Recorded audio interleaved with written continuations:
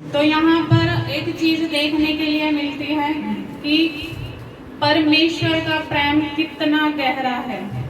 यहाँ पर हमारे प्रभु यीशु मसीह को आप सब लोग जानते हैं कितना दुख सहना पड़ा, और वो सिर्फ और सिर्फ किसकी वजह से? हम सब की वजह से।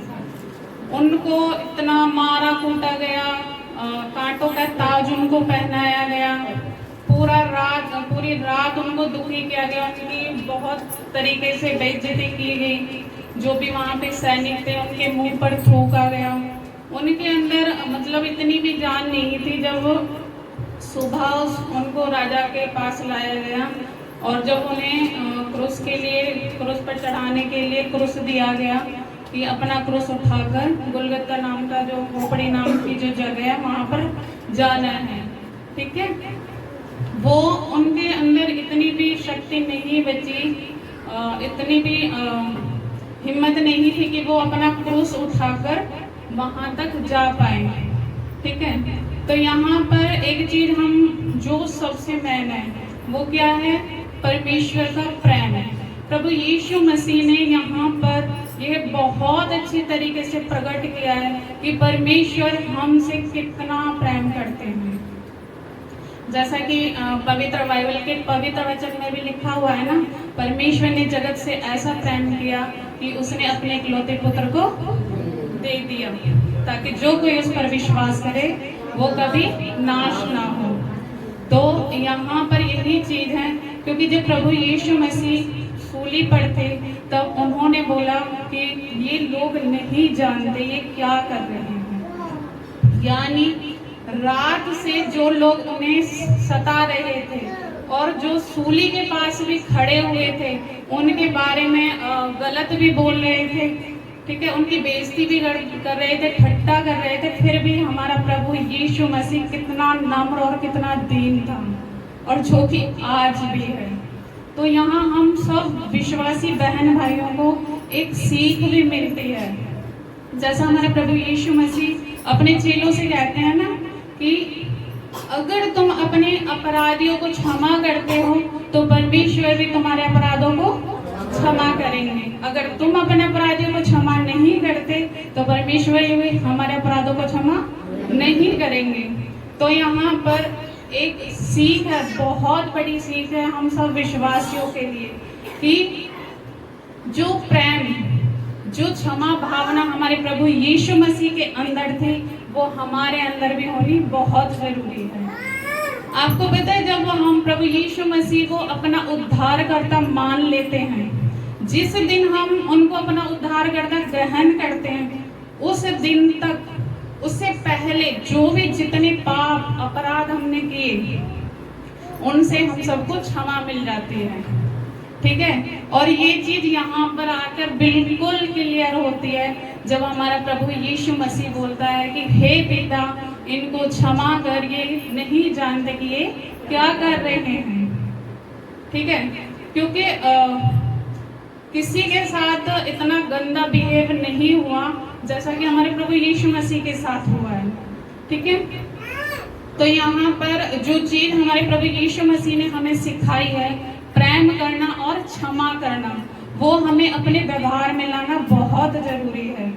जैसे कि परमेश्वर की प्रेम की जब हम बात करते हैं तो भजन संहिता का 103 अध्याय का 10वां वचन है, उसने हमारे पापों के अनुसार हमसे व्यवहार नहीं किया और ना ही हमारे अधर्म के कामों के अनुसार हमको बदला दिया है।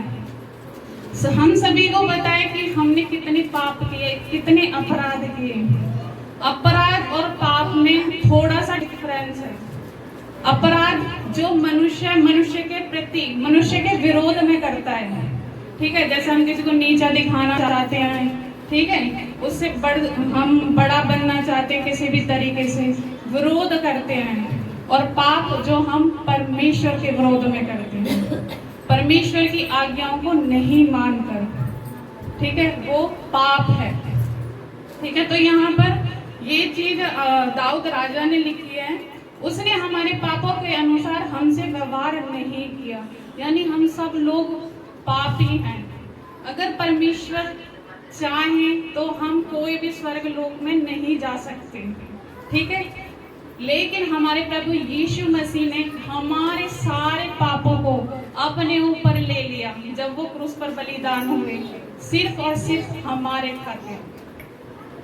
और आगे यहाँ पे दाऊद राजा लिखते हैं, हमारे अधर्मों के अनुसार हमको बदला नहीं दिया, यानी जो बदला दिया, यानी हमारे परमेश्वर ने हमारे लिए अपने पुत्र को बलिदान कर दिया। यानी परमेश्वर ने, हम इतने अधर्मी, इतने पापी होने के बावजूद भी हमारे परमेश्वर ने हमसे इतना प्रेम किया कि जो अधर्म हमने किए, जो पाप हमने किए, उसके बदले में हमारे परमेश्वर ने हमको छोड़ा नहीं। क्योंकि परमेश्वर चाहता है कि इस संसार में जितने भी लोग हैं, क्योंकि सारे परमेश्वर की सृष्टि है, परमेश्वर बिल्कुल नहीं चाहते कि मेरा कोई भी बेटा, कोई भी बेटी उस नरक कुंड में जाए, क्योंकि वो सिर्फ और सिर्फ किसके लिए बनाई गई है? शैतान के लिए। सिर्फ वो शैतान के लिए है, परमेश्वर के लोगों के लिए नहीं है। और हमारा जो परमेश्वर है वो करुणामय है, प्रेम करने वाला है और क्षमा करने वाला है। इस वचन से साफ साफ पता चलता है। जब हम मत्ती का 6 अध्याय का 14वां वचन हम पढ़ते हैं तो इसमें प्रभु यीशु मसीह यही चीज बोलते हैं, इसलिए यदि तुम मनुष्य के अपराध क्षमा करोगे तो तुम्हारा स्वर्ग पिता भी तुम्हें क्षमा करेगा, ठीक है। क्योंकि प्रभु यीशु मसीह बार बार यही चीज बोलते हैं। प्रभु यीशु मसीह हमें सिखाते हैं कि तुमने अपना उद्धारकर्ता मुझे मान लिया है, तो जो तुम्हारे अपराध हैं, पाप हैं, वो मेरी वजह से क्या हो गए? क्षमा हो गए। क्योंकि हमारे प्रभु यीशु मसीह ने हमारे परमेश्वर से हमारे लिए क्षमा मांगी है, ठीक है। यहाँ पर प्रभु यीशु मसीह कहते हैं कि जब हम प्रभु यीशु मसीह पर विश्वास करके अपना उद्धारकर्ता उन्हें मान लेते हैं तो एक नई सृष्टि हम बन जाते हैं। जैसा प्रेम परमेश्वर ने हम पर प्रकट किया, वैसा ही प्रेम हम भी दूसरों पर प्रकट करें, ठीक है। यहाँ पर आगे प्रभु ने यहाँ दीनता और नम्रता भी दिखाई है। जैसे यरूशलेम में जब हमारे प्रभु यीशु मसीह गए, जैसे अभी जो पिछला संडे गया था पाम संडे आप जानते हैं ना क्यों सेलिब्रेट करते? क्योंकि हमारे प्रभु यीशु मसीह यरूशलेम में गए थे, उनका विजय प्रवेश हुआ था। तो जो लोग वहां पर होसन्ना गा रहे थे ना, वो आज के दिन उनके विरोध में हो गए सारे, ठीक है। प्रभु यीशु मसीह को शायद ये सारी चीजें याद भी आ रही थी, क्योंकि वो सभी से प्यार करते थे कि जब मैं यरूशलेम में आया था तो ये लोग कितने खुश हुए थे कि जो प्रभु के नाम से आते हैं वो धन्य हैं। होसन्ना गा रहे थे, ठीक है। तो यहाँ पर हमारे प्रभु यीशु मसीह ने बहुत अपमान झेला, सब कुछ सहन किया, लेकिन फिर भी अपने अपराधियों को क्षमा किया और उनके लिए भलाई की बात उनके मुख से निकलती रही, ठीक है। यहाँ पर जब मरकुस का हम पढ़ते हैं 11 अध्याय का 25 वचन, यहाँ पर कहते हैं प्रभु यीशु मसीह, यदि तू प्रार्थना करने को खड़ा होता है और यदि तेरे मन में किसी के प्रति बुराई या गंदगी है तो पहले उस बुराई गंदगी को नष्ट कर, तब तेरी प्रार्थना परमेश्वर के ग्रहण योग्य होगी। तो यहाँ पर भी किस चीज की बात हो रही है? क्षमा करने की, ठीक है। अगर हम प्रार्थना करते हैं अपने परमेश्वर से और हम अंदर ही अंदर किसी के लिए बुरा सोच रहे हैं, ठीक है, किसी को नीचा दिखाना चाह रहे हैं या कैसी भी, तो हमारी जो प्रार्थना है ना परमेश्वर के ग्रहण योग्य नहीं है। हमारी प्रार्थना ग्रहण योग्य कब होती है? जब हमारा मन शुद्ध होता है। हमारे परमेश्वर को हमारा शुद्ध और पवित्र मन चाहिए, ठीक है। और वो तभी आता है जब हम दूसरों को क्षमा करते हैं और उनसे प्रेम रखते हैं। और पौलुस यहाँ पे मत्ती के 22 में जब पतरस प्रभु यीशु मसीह से पूछते हैं ना कि मैं अपने भाई को कितनी बार क्षमा करूं, तो प्रभु यीशु मसीह क्या कहते हैं कि 7 के 70 गुणा बार। यानी जब 7 का 70 से हम गुणा करते हैं तो 490 बार। तो कोई भी ऐसा पर्सन नहीं है कि जो मतलब किसी को इतना हर्ट करेगा, इतनी बार गलती करेगा। है ना। लेकिन जब पौलुस की पत्री हम पढ़ते हैं तो उसमें पौलुस क्या लिखता है, उसमें ये लिखता है कि जितनी भी बार तेरा भाई कोई गुनाह करता है, कोई अपराध करता है तेरे विरोध में, तू हर बार उसको क्या कर, क्षमा कर। तो हमारे प्रभु यीशु मसीह का कहने का मतलब यही था पतरस से जब वो कह रहे थे कि 490 का मतलब है कि जितनी बार कोई भी हमारे विरोध में अपराध कर रहा है तो हमें उतनी ही बार उसको क्षमा करना है, ठीक है।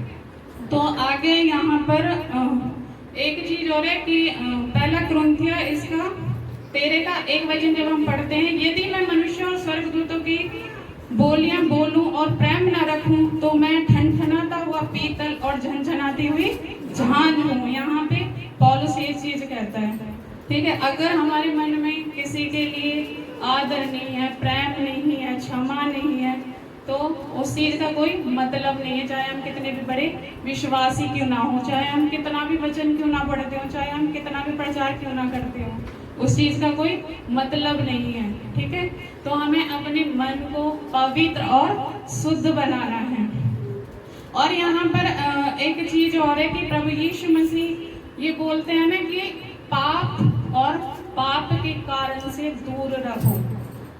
इसका क्या मतलब है, एक वचन और यहाँ पर हम देखते हैं ना कि प्रभु यीशु मसीह कहते हैं कि अगर तेरी आंख ठोकर खिलाए तो पाप का कारण बने तो उसको निकाल दे, अगर तेरा हाथ ठोकर खिलाए तो उसको काट डाल। इसका क्या मतलब है, इसका भी यही मतलब है कि प्रभु यीशु मसीह हमें यही समझाने की कोशिश कर रहे हैं कि जो चीज, जो वस्तु, जो पर्सन किसी भी तरीके से हमें पाप में लाते हैं, हमें उनसे दूर होने की जरूरत है। अब जैसे प्रभु यीशु मसीह ने पतरस को बोला कि 7 के 70 गुना बार अपने भाई को तू क्षमा कर, ठीक है। तो अगर कोई हमारे विरोध में कोई अपराध करता है तो हमें भी उसको क्षमा करना है, जितना हो सकता है इतना क्षमा करना है, ठीक है। अगर कोई हम जॉब कर रहे हैं, किसी ऑफिस में हम काम कर रहे हैं, कोई काम ऐसा हो रहा है कि जिसके कारण हम पाप में फंस रहे हैं, तो प्रभु यीशु मसीह का ये कहने का यही मतलब है एक तरीके से कि जो आंख आपको पाप में डालती है उसको निकाल दो। यानी इसका मतलब जो चीज हमारी प्रिय है, कोई भाई बहन भी हो सकता है, कोई रिश्तेदार भी हो सकता है, ठीक है, कोई भी इतनी मतलब प्यारी चीज की हम उसे दूर करना नहीं चाहते हैं, लेकिन प्रभु यीशु मसीह बोलते हैं कि जब वो अपने चुने हुए लोगों को निकालते हैं तो सबसे अलग कर देते हैं। बहुत सारे लोग हमसे नए जुड़ते हैं और बहुत सारे हमसे अलग हट जाते हैं, ठीक है। तो यही चीज यहाँ पर क्लियर होती है कि पर यीशु मसीह यही चीज बोलते हैं कि जो चीजें पाप का कारण बनती हैं उनसे आप लोग दूर हो जाओ। जहां तक हम क्षमा कर पा रहे हैं हमें क्षमा करना है उनको, ठीक है। अगर वो फिर भी वही गलती दोहरा रहे हैं तो हमें क्या करना है, उनसे दूरी बनानी है। हमें उनके बारे में गलत नहीं सोचना है, गलत नहीं बोलना है बिल्कुल भी।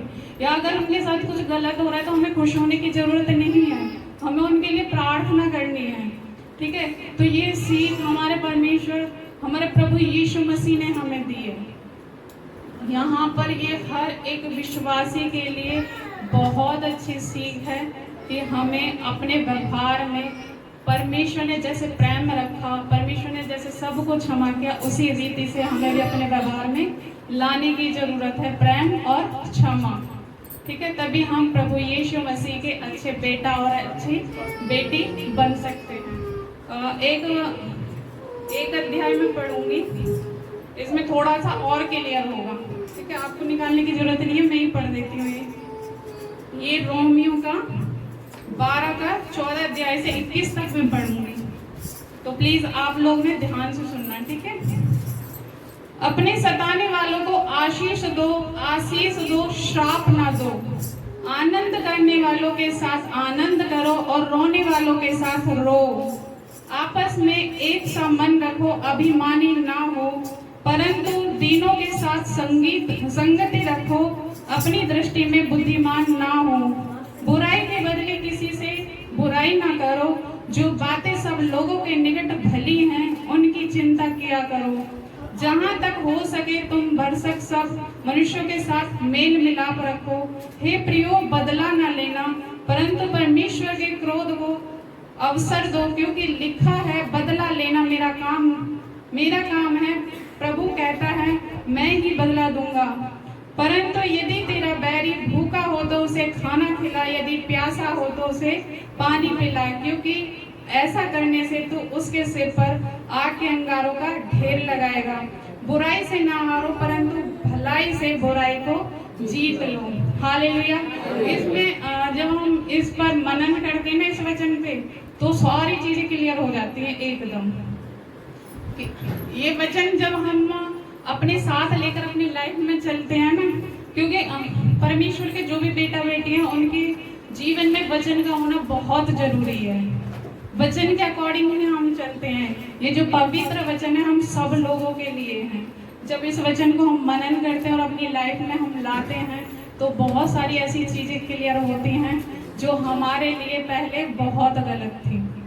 ठीक है, हमें महसूस होता है कि ये चीजें हम इतने दिनों से गलत करते आ रहे हैं, किसी के बारे में गलत सोचते आ रहे हैं।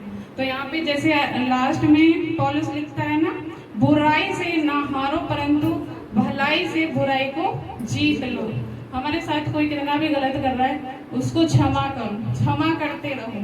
बस हमें क्या करना है, थोड़ा सा उससे दूरी बना लो, जिससे कि हम उसके कारण पाप में ना फंसे। क्योंकि हम भी इंसान हैं, हमारा भी एक सब्र की सीमा होती है। हमें भी कभी कभी गुस्सा आ जाता है ना। तो जब हमें गुस्सा आया तो हम पाप करेंगे, और पाप हम किसके कारण कर रहे हैं, उसी पर्सन के कारण कर रहे हैं। तो इसका मतलब यही है कि थोड़ी सी उससे दूरी बना लो। जैसे हमारे प्रभु यीशु मसीह कहता है ना, पाप और पाप के कारण से दूर रहो। ठीक है, तो यहाँ पर एक चीज हमने आज यही सीखी। मैंने रात से ही वचन पढ़ा है, रियल में मैं आपको बताऊं, पहले पढ़ा था बट इतनी ध्यान से नहीं पढ़ा था। मैंने रात बहुत ध्यान से पढ़ा ये वचन। ठीक है, तो इसमें मुझे बहुत अच्छा लगा। और एक चीज यही निकल कर आई कि प्रभु यीशु मसीह जैसे नम्र और दीन थे, जैसे प्रेम करने वाले थे, जैसे क्षमा करने वाले थे, हमको भी ऐसा ही बनने की जरूरत है। ठीक है, क्योंकि हमारा परमेश्वर हमसे अनमोल प्रेम करता है। उसने अपने इकलौते पुत्र को हमारे लिए दे दिया।